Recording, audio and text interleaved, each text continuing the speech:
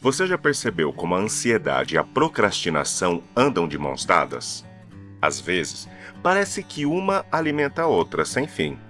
Por muito tempo eu achava que procrastinar era sinônimo de preguiça ou falta de organização.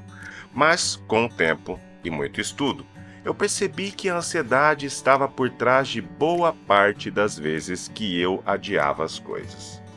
E isso não acontece só comigo ou com você, não. É um padrão comum, que a galera da psicologia e neurociência já estuda há tempos. Eu quero dividir com vocês o que eu aprendi sobre essa conexão e as estratégias que me ajudaram a lidar com isso. Primeiro vamos falar sobre o que é procrastinação. Procrastinar não é só empurrar as coisas com a barriga. É muito mais sobre lidar com emoções do que sobre a falta de tempo ou habilidade com alguma coisa. Piers Steel, que escreveu The Procrastination Equation, fala que procrastinar é o resultado de um conflito entre o que a gente quer agora e o que a gente quer lá na frente.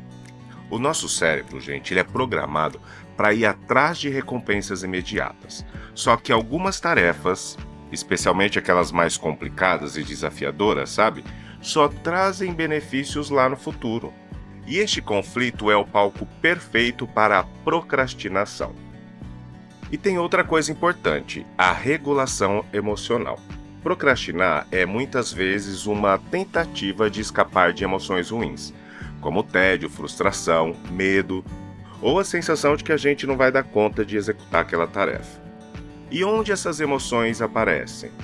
Em tarefas grandes e importantes, que acabam parecendo assustadoras no curto prazo. E então a ansiedade entra aqui como um motorzinho meio traiçoeiro. Ela pode te empurrar para fazer algo ou te travar de vez.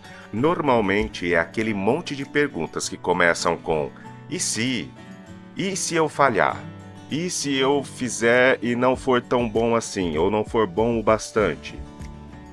Essas preocupações são como alarmes falsos, sabe, que nos fazem perceber a tarefa como uma ameaça. E sabe o que acontece? A gente evita.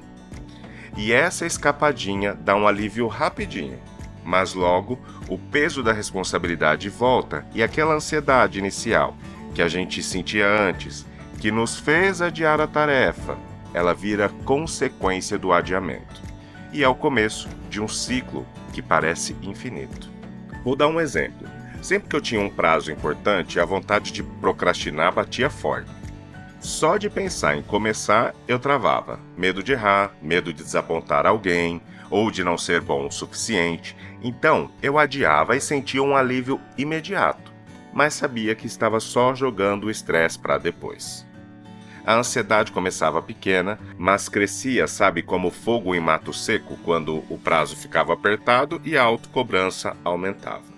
Esse ciclo de procrastinação que eu falei para vocês e ansiedade, ele funciona mais ou menos assim. Primeiro a gente tem uma tarefa difícil ou desafiadora.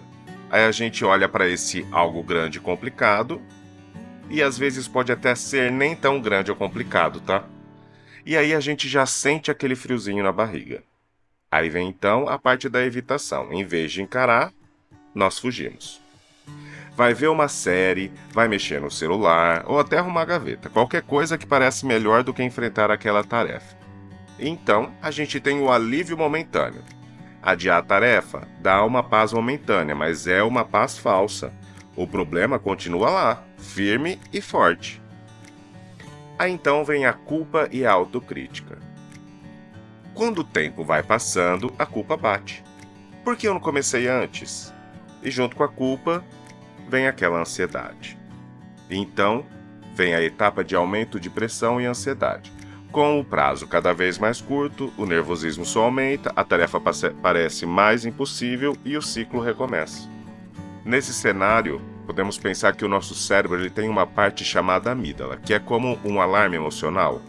Ela detecta ameaças, mesmo sendo imaginárias, e dispara o medo. Quando a ansiedade toma conta, ela dá uma rasteira no córtex pré-frontal, que é a parte do cérebro que nos ajuda a planejar e tomar decisão. Ou seja, fica mais difícil agir de forma racional. E a relação entre a ansiedade e a procrastinação vai nos dois sentidos, tá? A ansiedade inicial pode te levar a procrastinar também. Mas procrastinar também aumenta a ansiedade. Tem um estudo publicado que mostra que quem procrastina muito tende a ser, ou melhor, a ter mais estresse e até problemas de saúde física e mental. Quando você procrastina, as tarefas vão se acumulando e isso não só aumenta a quantidade de coisas que você tem que fazer, mas também derruba a sua confiança, a sua autoestima lá no chão. Fica aquela sensação de que você está sempre atrasado e não dá conta de nada, o que pode acabar piorando cada vez mais com essa ansiedade que você está sentindo.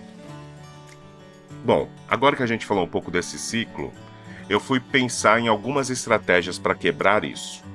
Aqui estão algumas coisas que funcionaram para mim e que também tem um pouco de embasamento científico, mas que vocês vão ter que analisar e adequar se cabe a vocês e cada um entender o quanto cada atividade dessa é efetiva para cada um de vocês. A primeira coisa que eu fiz foi começar a dividir as tarefas e criar algumas recompensas mais imediatas, porque assim, tarefas muito grandes, elas me assustavam. Dividir essas tarefas em pedacinhos menores ajudava muito.